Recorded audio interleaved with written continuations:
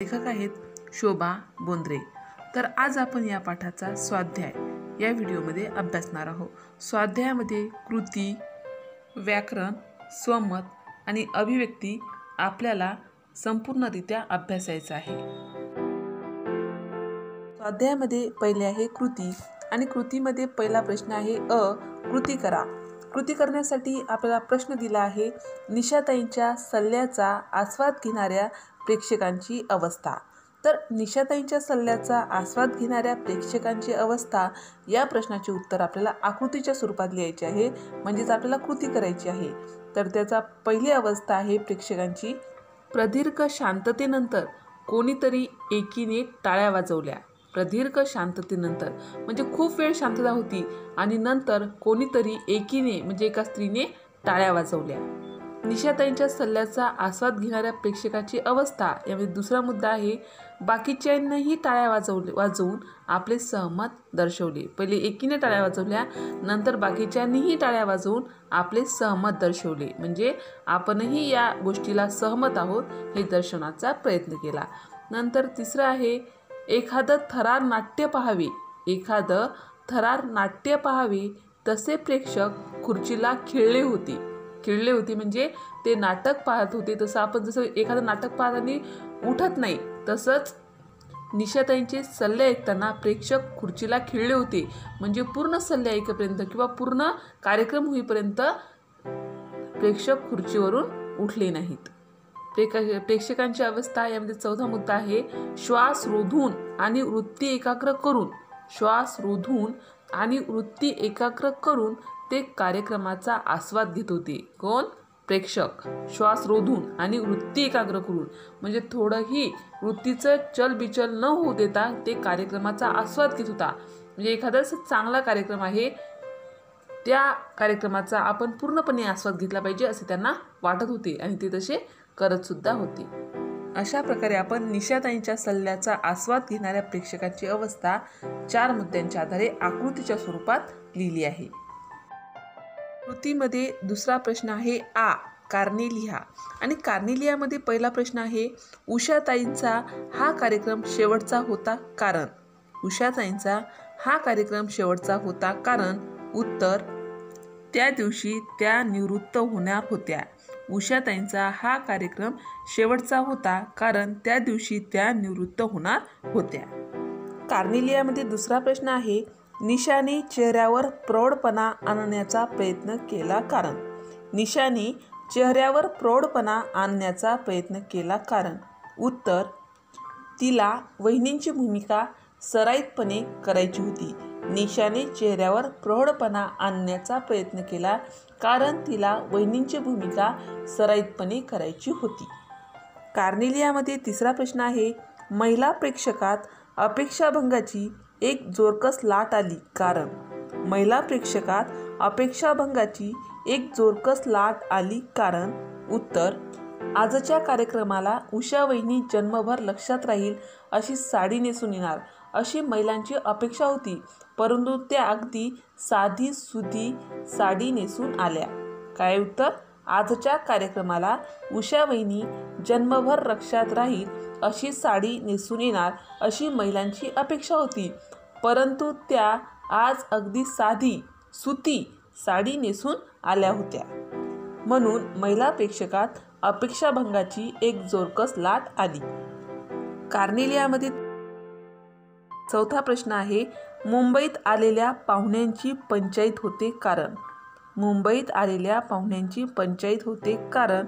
उत्तर मुंबईत बऱ्याच स्त्रिया नोकरी करू लागल्यामुळे पाहुण्यांची सरबराई करायला घरात रिकामी बाई नसते।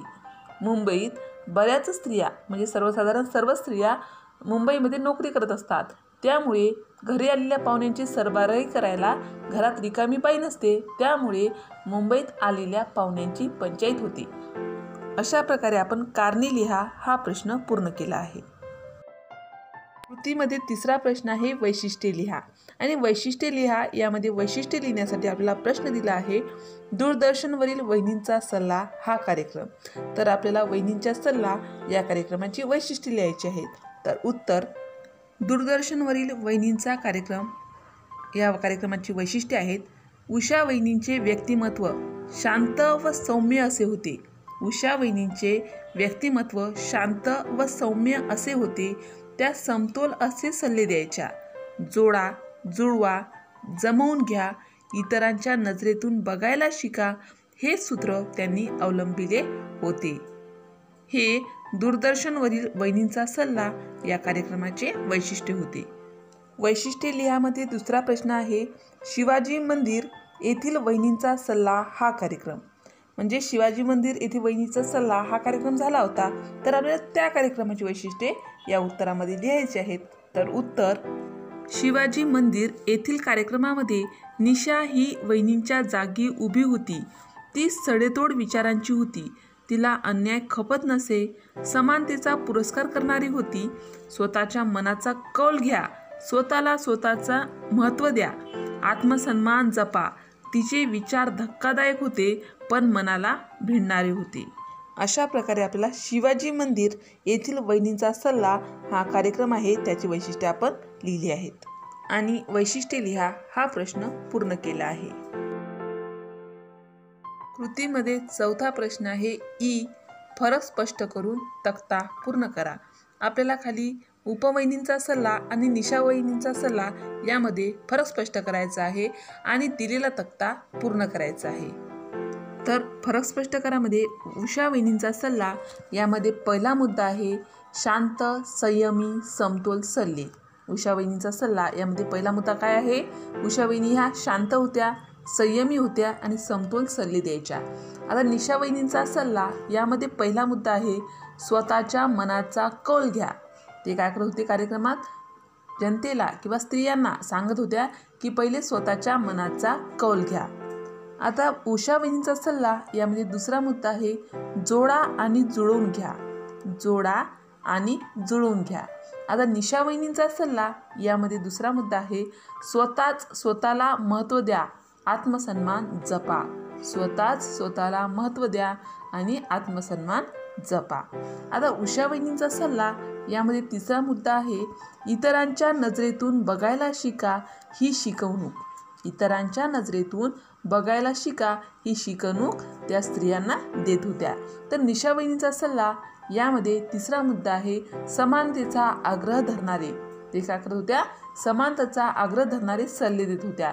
तसेच सडेतोड म्हणून धक्कादायक तरीही मनाला भिडणारे विचार, म्हणजे कोणतेही वाईट विचार सांगत नव्हते, परंतु जे काय आहे ते खरं मानायला शिका आणि खरं वागा, कुणाचाही अन्याय सहन करू नका, असं निशा वहिनींच्या सल्ल्यामधून आपल्याला कळते.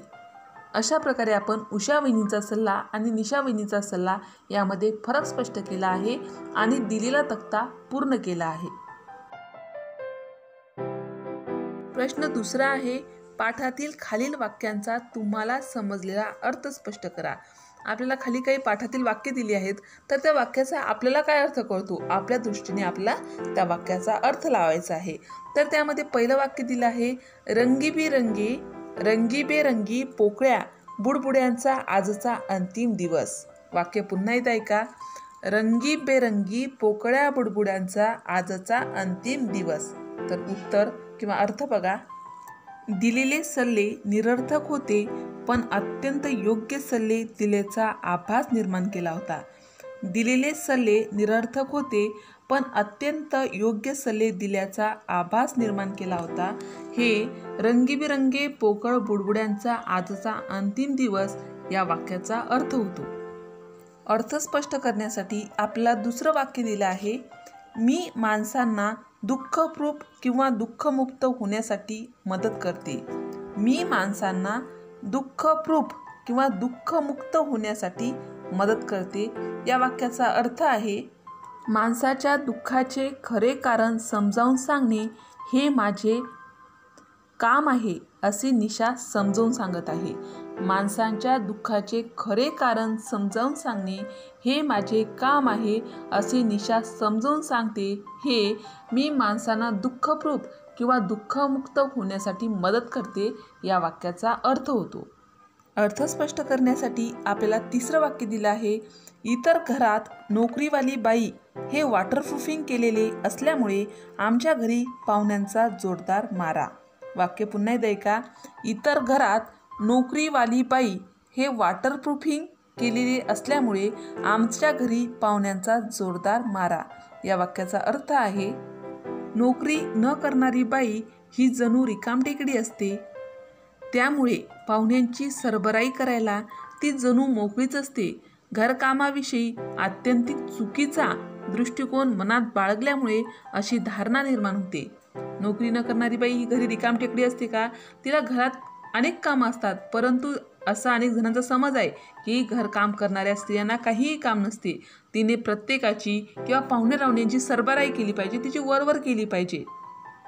हा अर्थ होतो, इतर घरात नोकरीवाली बाई हे वॉटरप्रूफिंग केलेलं असल्यामुळे आमच्या घरी पाहुण्यांचा जोरदार मारा. या वाक्याचा अर्थ आहे.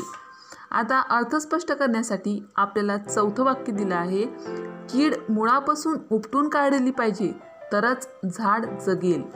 कीड मुळापासून उपटून काढली पाहिजे तरच झाड जगेल.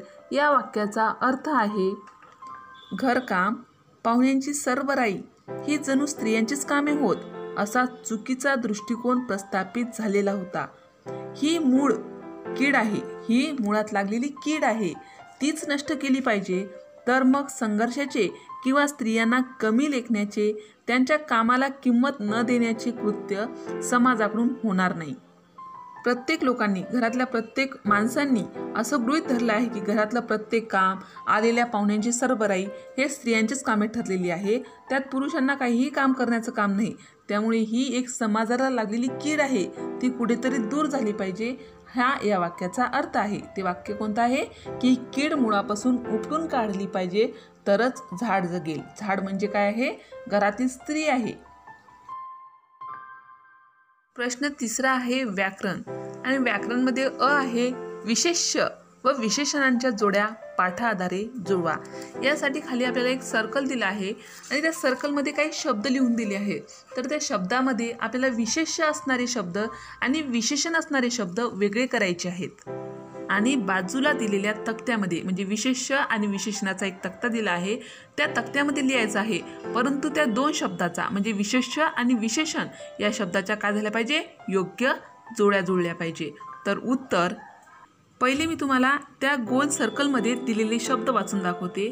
ते आहेत कडूगोड, थेट, अभूतपूर्व, जीवघेणी, अंजन, कळ, फावला, प्रक्षेपण, असहकार, आठवणी, पोकळ, कार्यक्रम, वेळ, पुळका ही या गोलमध्ये दिलेली शब्द आहेत. तर आपल्याला विशेष्य आणि विशेषणे या शब्दांच्या बाजूला दिलेल्या तक्त्यामध्ये जोड्या लावायच्या आहेत. तर बघा, पहिले विशेषण असलेला शब्द आहे कडूगोड. यामधला शब्द आहे पहिला विशेषण असलेला कडूगोड. आणि विशेष्य म्हणजे लिहायचं आठवणी. तर आपल्या कडूगोड काय असतात? आठवणी असतात. कधी कडू असतात, कधी गोड असतात, म्हणून ही काय जोडी जुळते. आता विशेषणमध्ये आपल्याला दुसरा शब्द लिहायचा आहे थेट. काय लिहायचं आहे? थेट. हा विशेषण असलेला शब्द आहे. आणि दुसरा विशेष असलेला शब्द आहे प्रक्षेपण. काय आहे? प्रक्षेपण. थेट काय असते? प्रक्षेपण असते. आपले कार्यक्रम असतात ना, आपण त्याला काय म्हणतो? थेट प्रक्षेपण. म्हणजे हा थेट विशेषण असलेला शब्द आहे, प्रक्षेपण हा विशेष असलेला शब्द आहे. आपण ते वेगळे लिहून त्याची जोडी जुळवली आहे. विशेषण असलेला तिसरा शब्द आहे अभूतपूर्व. काय आहे? अभूतपूर्व. आणि विशेष्य असलेला शब्द आपल्याला लिहायचा आहे कार्यक्रम. काय आहे? कार्यक्रम. अभूतपूर्व काय असतो? कार्यक्रम असतो. म्हणून हे विशेषण आणि विशेष्य असलेले शब्द आपण लिहिली आहेत. आता विशेषण असलेला चौथा शब्द आहे जीवघेणी. काय आहे? जीवघेणी. आणि विशेष असलेला शब्द आपल्याला लिहायचा आहे योग्य जोडी जुळण्यासाठी कळ. जीवघेणी, कळ. आपल्याला काय दुखल्यानंतर काय येते? कळ येते. आणि आपण काय म्हणतो? काय जीवघेणी कळ आहे.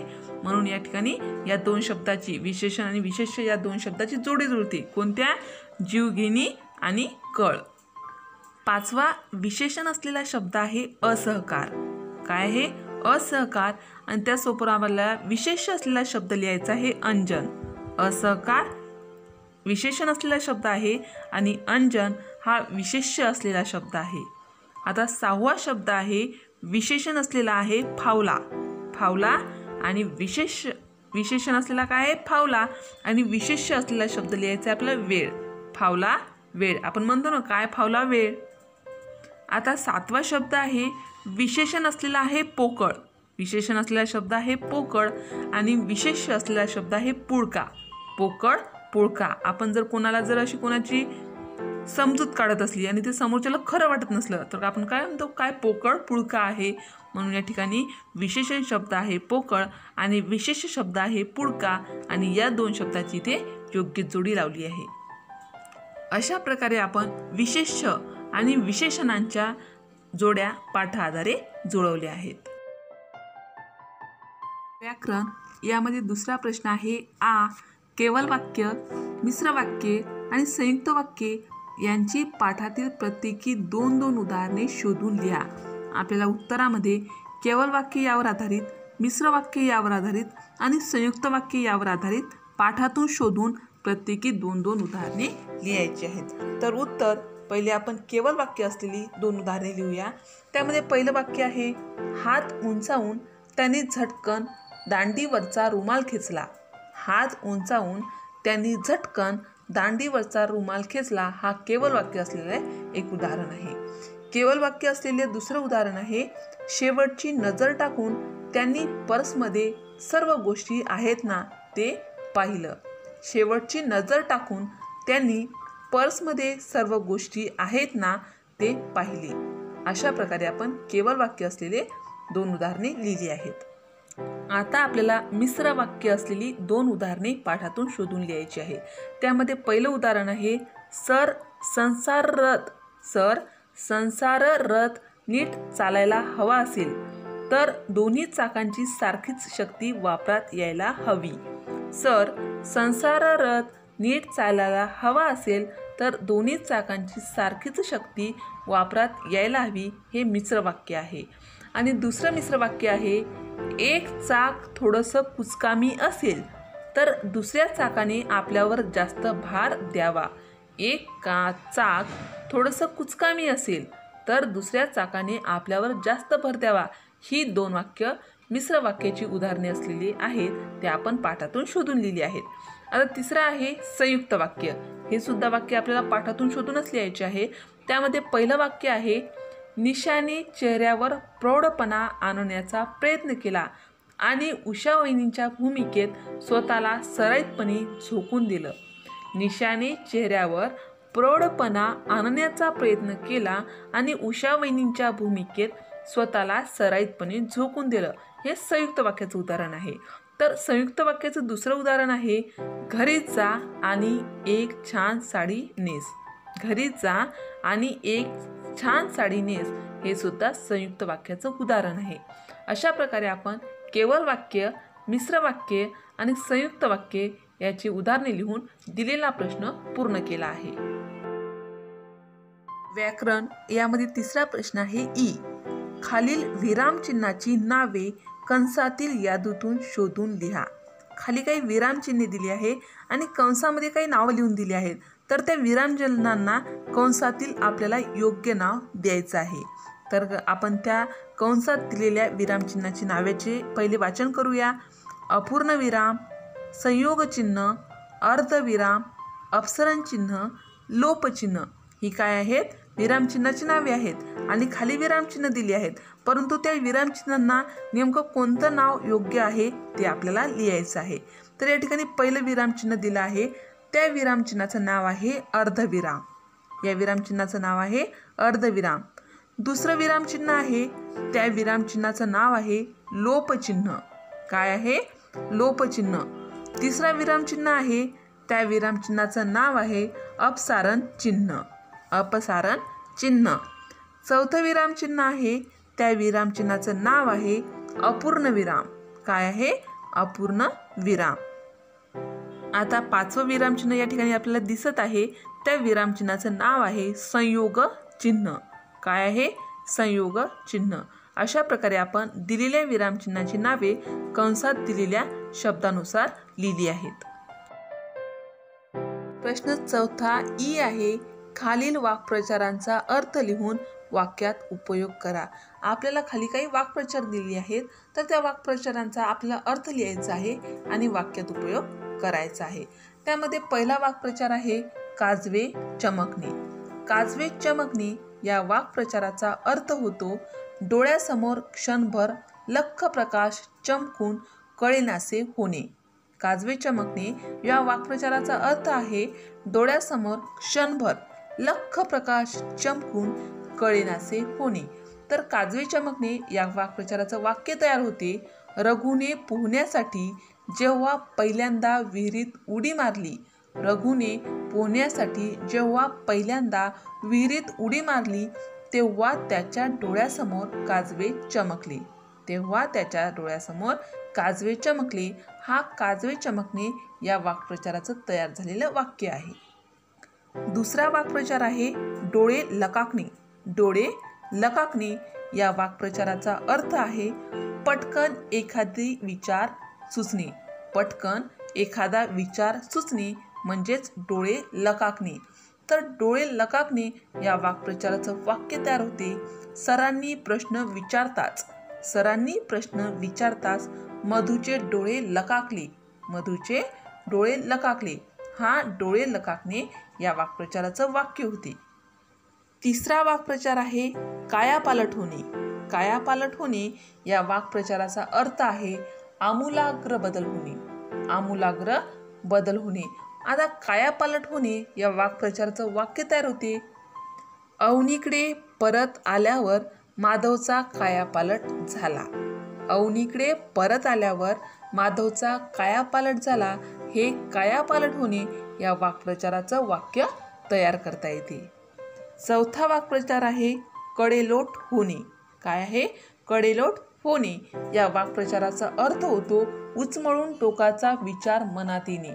भावनेने उचमळून टोकाचा विचार मनात येणे हे कडेलोट होणे या वाक्प्रचाराचा अर्थ आहे. आता कडेलोट होणे या वाक्प्रचाराचं वाक्य आहे न केलेल्या गुन्ह्याची शिक्षा मिळते असे समजताच गोपूचा कडेलोट झाला. न केलेल्या गुन्ह्याची शिक्षा मिळते असे समजताच गोपूचा कडेलोट झाला. हे कडेलोट होणे या वाक्प्रचाराचा अर्थ आहे. अशा प्रकारे आपण दिलेल्या वाक्प्रचारांचा अर्थ आणि वाक्य लिहिली आहेत. व्याकरणमध्ये प्रश्न 5वा आहे उ. खालील शब्दांचे वर्गीकरण करा. आपल्याला खाली एका गोलमध्ये काही शब्द दिले आहेत त्या शब्दाचे आपल्याला वर्गीकरण करायचे आहे. वर्गीकरण करण्यासाठी आपल्याला मुद्दे दिले आहेत उपसर्ग घटित शब्द, प्रत्यय घटित शब्द, पूर्णाभ्यस्त शब्द, पूर्णाभ्यस्त शब्द, अंशाभ्यस्त शब्द आणि अनुकरणवाचक शब्द. हे आपल्याला या गोलमध्ये दिलेल्या शब्दाचे म्हणजे यामध्ये त्याचे वर्गीकरण करायचे आहे. तर पहिले मी त्या गोलमध्ये दिलेले शब्द मी तुम्हाला वाचून दाखवते.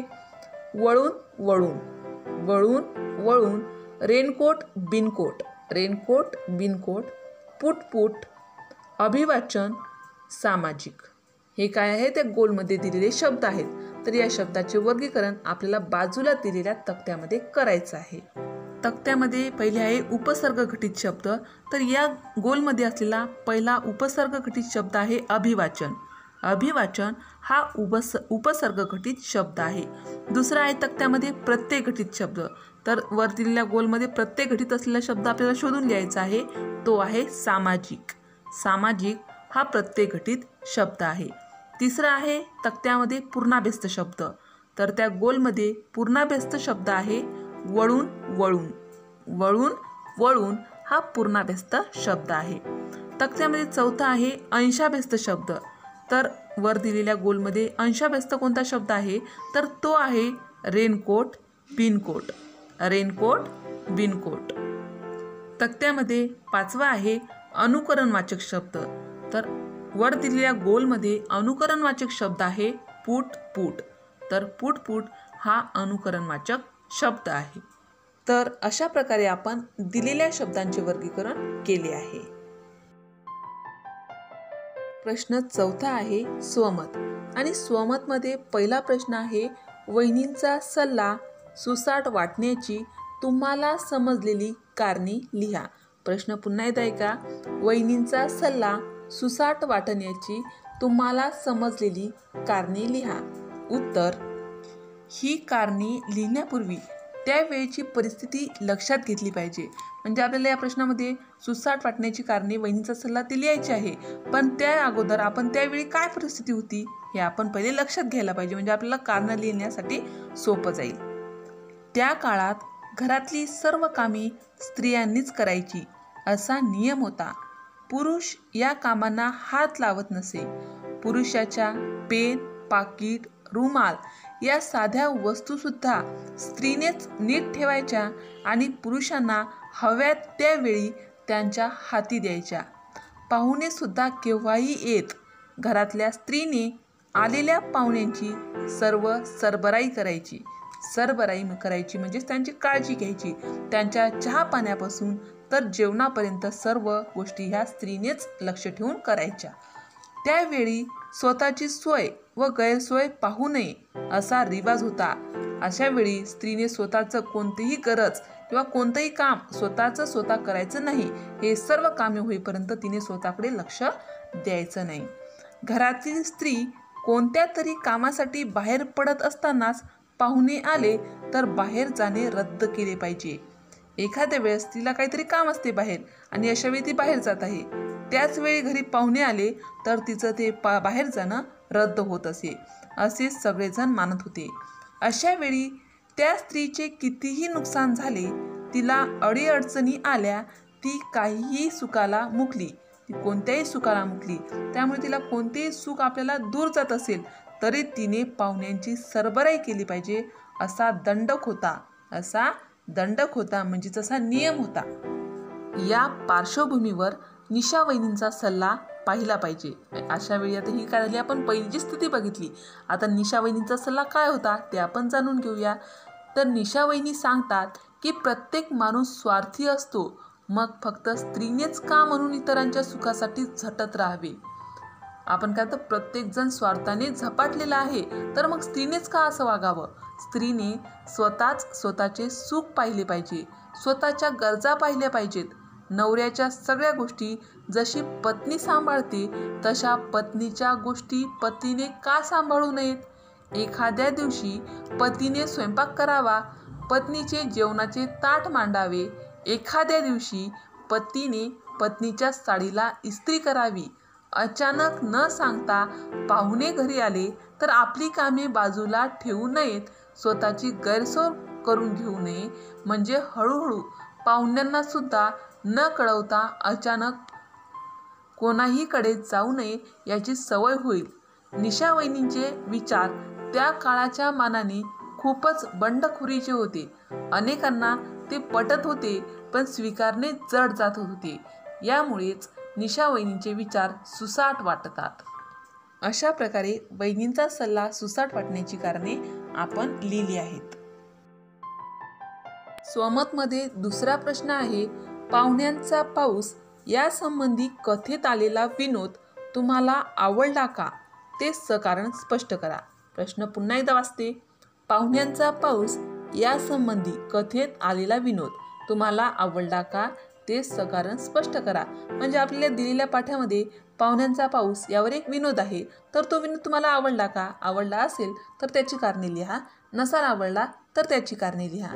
तर उत्तर, निलंजनाबाईंनी पाहुण्यांना पावसाची उपमा दिली होती. निलंजनाबाईंनी पाहुण्यांना पावसाची उपमा दिली होती. पाऊस म्हणजे तो कधी येतो कधी जातो. पाऊस हा कधीही न सांगता अगदी नको त्या वेळी सुद्धा येतो, आपली अडचण करतो, आपली कामे अडतात. पाहुणे सुद्धा असेच न सांगता केव्हाही टपकतात. ज्यांच्या घरी आपण जातो त्यांची गैरसोय होईल का, त्यांचे नुकसान होईल का याचा ते काहीही विचार करीत नाहीत. आपल्या घरी सुद्धा असे पाहुणे येतात कधी कधी, परंतु ते आपले नातेवाईक असल्यामुळे आपण त्यांना काहीही म्हणू शकत नाही. तसेच पाऊस किती वेळ राहावा, तो किती प्रमाणात यावा, कशा स्वरूपाचा असावा यावर आपले कोणतेही नियंत्रण नसते. त्याप्रमाणेच पाहुण्यांचेही होते. पाहुण्यांनी कधी यावे, किती जणांनी यावे, कोणत्या कामासाठी यावे यावर घरातल्या स्त्रीचे कोणतेही नियंत्रण नसते. ती काहीही सुचवू शकत नाही. या सर्व गोष्टीवरती काय सुचवू शकते का, की इतकेच पाहुणे आले पाहिजे, याच वेळी आले पाहिजे, याच दिवशी आले पाहिजे, याविषयी स्त्रींचे विचार घेतले जात नाहीत. तिला सगळा त्रास निमूटपणे सहन करावा लागतो. पाहुणे आणि पाऊस यांच्यातील हे साम्य पाहून निलंजनाबाईंनी पाहुण्यांना पावसाची उपमा दिली आहे. एवढेच नव्हे तर तक्रार मांडताना त्यांनी पाहुण्यांचा उल्लेखच केला नाही, फक्त पावसाचा उल्लेख केला. निशावहिनींचा त्यामुळे गैरसमज झाला आणि सगळा घोटाळा झाला. त्यांनी पाऊस या शब्दाचा अर्थ शब्दशः घेतला.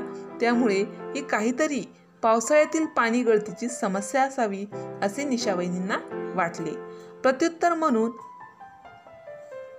आपण ताडपत्रीची एजन्सी घेतलेली आहे किंवा आपला वॉटरप्रूफिंगशी सुद्धा काही संबंध नाही असे त्यांनी स्पष्ट केले. त्यामुळे तेव्हा हास्य निर्माण होते. सडेतोड व तडाखेबाज उत्तर देणाऱ्या निशावहिनीसुद्धा क्षणभर गडबडल्या. हा त्या विनोदाचा परिणाम होता. अशा प्रकारे आपण पाहुण्यांचा पाऊस या संबंधी कथेत आलेला एक विनोद आहे. त्या विनोद आपल्याला थोड्याफार प्रमाणात आवडला आहे आणि त्याची कारणे आपण लिहिली आहेत. विनोद आवडण्यासाठी नाही, पण समजण्यासाठी आणि प्रत्यक्षात आणण्यासाठी चांगला आहे. स्वमतमध्ये तिसरा प्रश्न आहे, सल्ला मागण्यासाठी मांडलेल्या समस्याविषयी तुमचे मत लिहा.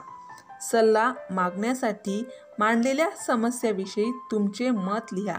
उत्तर, शिवाजी मंदिर येथील कार्यक्रमात प्रेक्षकांनी अनेक समस्या मांडल्या. त्यांचे स्वरूप साधारणपणे असे होते. सर्व घरकाम स्त्रीच्या अंगावर येऊन पडते. स्वतःसाठी वेळ मिळत नाही. दिवसभर करीत असलेल्या कामाला कोणी किंमतही देत नाही. घरी केव्हाही, कधीही, कितीही पाहुणे येतात. आपल्यामुळे यजमान घरातल्या लोकांची किती गैरसोय होत असेल याचे भान पाहुणे बाळगत नाहीत.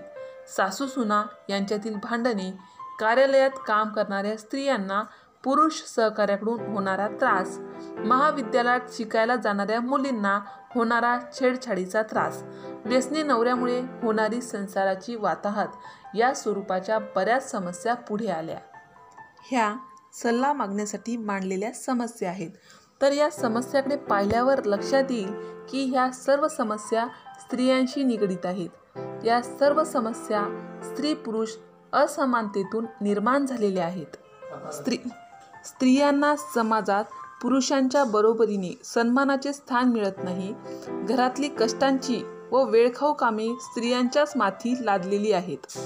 घरातली कामे महत्त्वाची असतातच. घरातल्या सगळ्यांनी ती पार पाडली पाहिजेत. त्या कामाबाबत सगळ्यांची समान जबाबदारी असली पाहिजे. तसे होत नाही. सून म्हणून घरात आलेल्या नवीन मुलीला सगळे वातावरणच नवीन असते. तिच्या मनावर दडपण येईल, मोकळेपणाने वावरणे अवघड होईल असे आपण वागता कामा नये. अजूनही असे अनेक सुशिक्षित लोक आहेत की ते स्त्रियांना कमी लेखतात. त्यामुळे उच्च पदस्थ स्त्रियांनाही याचा त्रास सहन करावा लागतो. छेडछाडीच्या प्रकाराबाबत तर बोलायलाच नको. त्यामुळे स्त्रिया सार्वजनिक वातावरणामध्ये मोकळेपणाने वावरू शकत नाहीत. याचा त्यांच्या शिक्षणावर, त्यांच्या नोकरी व्यवसायावर परिणाम होतो. आपण सर्वांनी या समस्येकडे गंभीरपणे बघितले पाहिजे आणि ही समस्या कुठेतरी थांबली पाहिजे, कुठेतरी कमी झाली पाहिजे. याचा विचार करून आपण त्यावर काहीतरी उपाय सुचवले पाहिजे आणि आपण स्वतः तरी ह्या समस्या निर्माण होणार नाहीत असं वागलं पाहिजे. अशा प्रकारे सल्ला मागण्यासाठी मांडलेल्या समस्याविषयी माझे मत किंवा तुमचे मत तुम्ही लिहू शकता. या ठिकाणी मी माझे मत मांडले आहे.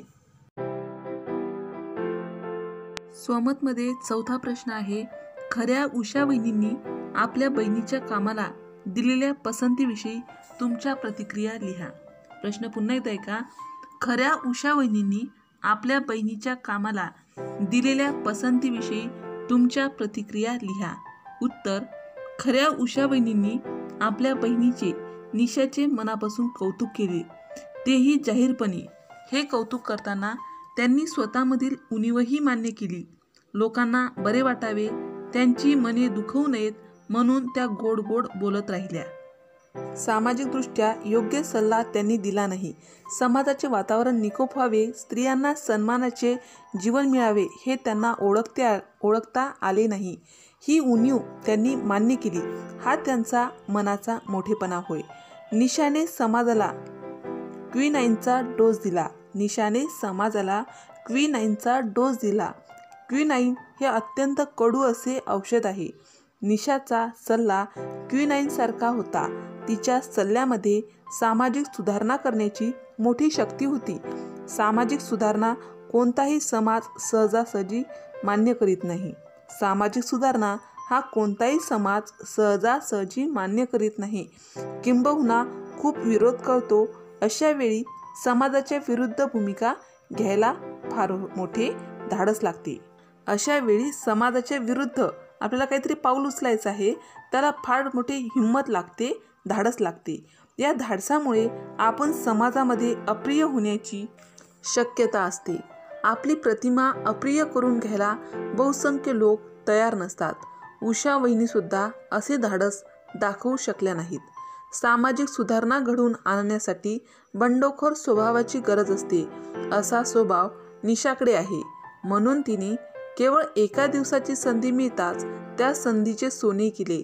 आपल्याला सुद्धा समाजात काही बदल करायचे असल्यास निशासारखी भूमिका घेतली पाहिजे आणि ती सुद्धा वेळ न गमावता घेतली पाहिजे. अशा प्रकारे खऱ्या उषावहिनींनी आपल्या बहिणीच्या कामाला दिलेल्या पसंतीविषयी आपल्या प्रतिक्रिया लिहिता येतात. प्रश्न 5वा आहे अभिव्यक्ती. आणि अभिव्यक्तीमध्ये पहिला प्रश्न आहे, वहिनींचा सुसाट सल्ला ही कथा तुम्हाला का आवडते ते लिहा. वहिनींचा सुसाट सल्ला ही कथा तुम्हाला का आवडते ते आपल्याला लिहायचं आहे. तर उत्तर, ही कथा खूप चांगली आहे. सुरुवातीपासून शेवटपर्यंत ती जराही कंटाळवाणी होत नाही. सुरुवातीलाच ती वाचकांच्या मनाची पकड घेते आणि ही पकड शेवटपर्यंत घट्ट राहते. कथेच्या सुरुवातीचा प्रसंगच मुळी उत्सुकता निर्माण करणारा आहे. तो अत्यंत चित्रदर्शी आहे. आपल्या डोळ्यासमोर तो घडत आहे असे वाटत राहते. स्त्रीची मानसिकता त्या प्रसंगातून चांगल्या रीतीने व्यक्त होते. त्यात प्रसंगानंतर एक एक घटना अशी घडत जाते की वाचकाची उत्सुकता वाढत जाते. आता पुढे काय घडेल असे कुतूहल त्याच्या मनात निर्माण होते. या घटकामुळे कथेची वाचनीयता कायम राहते. कारण कथा ही शेवटपर्यंत वाचतच राहावं, पूर्ण करावं असं आपल्या मनात इच्छा निर्माण होते. पुढे उषावहिनींना अपघात होतो. हा प्रसंग तर कुतूहल खूपच वाढवतो. या अपघाताने मोठा पेच उभा राहतो. या पेचातून सोडवणूक करून घेण्याचे अनेक मार्ग दिसू लागतात. त्यापैकी कथेत कोणता मार्ग निवडला आहे, त्या निवडीमुळे काय काय घडेल, कोणकोणत्या व्यक्तीवर कोणकोणते परिणाम घडतील, मग त्या व्यक्ती कशा वागतील असे कुतूहल वाढवणारे अनेक प्रश्न त्याच्या मनात उभे राहतात. कथेची रंगत वाढत जाते. हलकी फुलकी प्रसन्न भाषा हे एक कथेचे सामर्थ्य स्थान आहे. कथेची भाषा अत्यंत प्रवाही आहे. या भाषेत कुठेही बोजडपणा नाही. निरंजनाबाईच्या प्रसंगाच्या वेळी तर खेळकर विनोद अवतरतो आणि कथेवर हलकेच प्रसन्नता पसरते. या कथेतील सामाजिक आशय खूप महत्त्वाचा आहे. स्त्री पुरुष असमानतेतून निर्माण झालेली सामाजिक विषमता हा या कथेचा आत्मा आहे. निशावहिनींनी या असमानतेवर नेमके बोट ठेवले आहे. या असमानतेतून स्त्रियांची मुक्तता करणे स्त्रियांच्याच हाती आहे हे वास्तव निशावहिनींनी बोलून दाखवतात. स्त्रियांनी आत्मसन्मान जपला पाहिजे, मग त्यांना स्वतःलाच आपल्यासमोर आलेल्या परिस्थितीतून बाहेर पडण्याचा मार्ग दिसू लागेल. या कथेतून वाचकाला असे मार्गदर्शन घडते. त्यामुळे कथा वाचताना आनंद मिळतोच, शिवाय आपला दृष्टिकोन अधिक संपन्न झाला याचे फार मोठे समाधान वाचकाला मिळते. या कथेचे हे फार मोठे यश आहे. अशी कथा कोणालाही आवडेल. अशी ही वहिनींची सुसाट सल्ला ही कथा आपल्यालाही आवडली आणि ती का आवडली याची आपण कारणे या उत्तरामध्ये लिहिली आहेत. अभिव्यक्तीमध्ये दुसरा प्रश्न आहे, स्त्रीने स्वतःच्या आत्मसन्मानाला जपले पाहिजे याविषयी तुमचे विचार लिहा. स्त्रीने स्वतःच्या आत्मसन्मानाला जपले पाहिजे याविषयीचे तुमचे विचार लिहा. तर उत्तर, आपल्याकडे पुरुषप्रधान संस्कृती आहे, त्यामुळे अनेक शतके स्त्रियावर अन्याय होत आहे. त्यांना समाज जीवनात सन्मानाचे स्थान दिले जात नाही. या अन्यायाची सुरुवात स्त्रीच्या जन्मापासूनच होते. घरात मुलगा जन्माला आला की आनंदोत्सव साजरा केला जातो. मुलगी जन्माला आली की घरात निरुत्साह असतो. यात थोडी सुधारणा झाली आहे, नाही असे नाही, पण ती सुशिक्षितांच्या घरात. अशिक्षितांच्या घरात किंवा ग्रामीण भागात अजूनही मुलगी जन्माला आल्याचा आनंद साजरा होत नाही. इथपासून सुरू झालेला हा अन्याय स्त्रीच्या शेवटच्या श्वासापर्यंत चालू राहतो.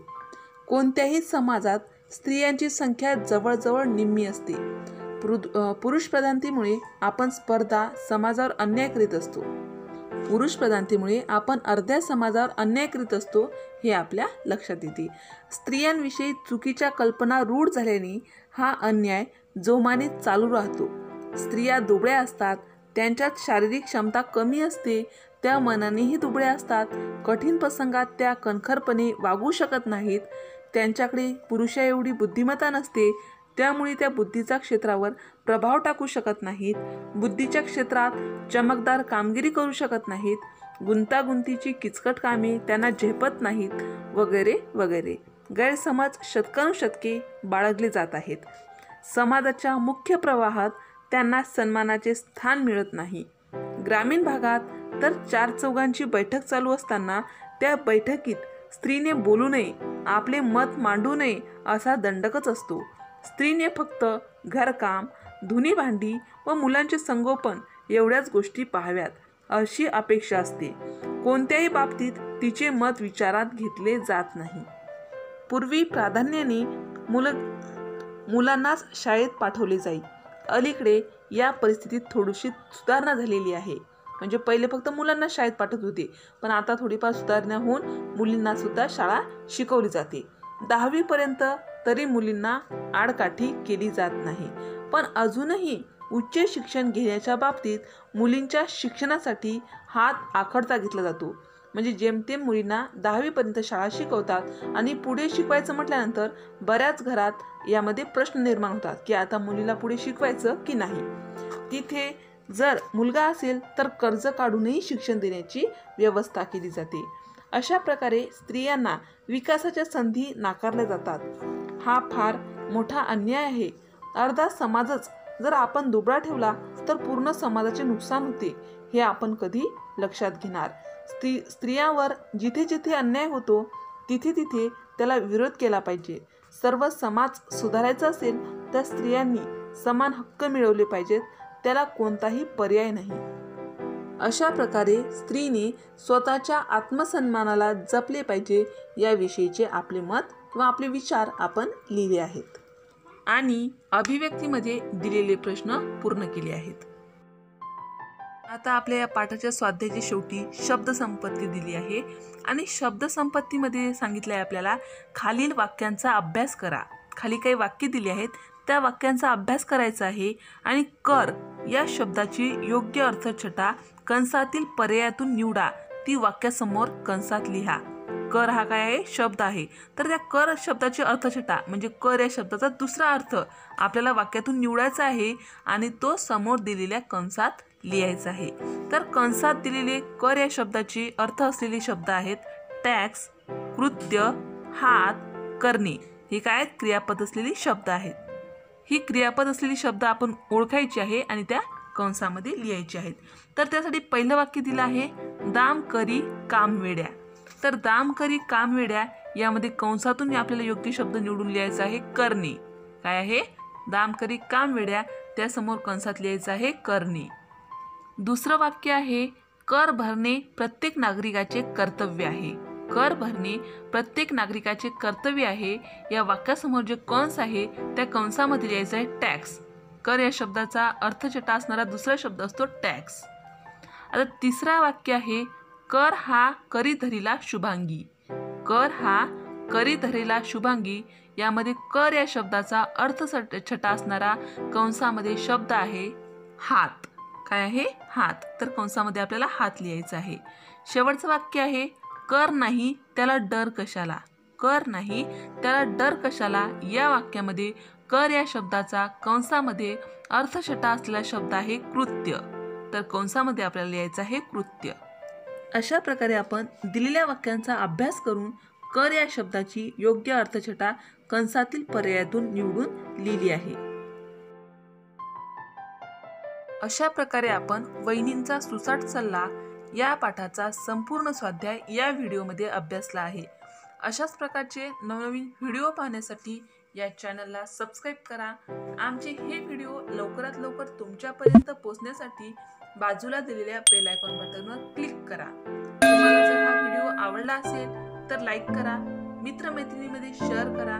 काही समस्या असतील, काही अडचणी असतील, शिवाय काही सूचनाही असतील तर कमेंट करा।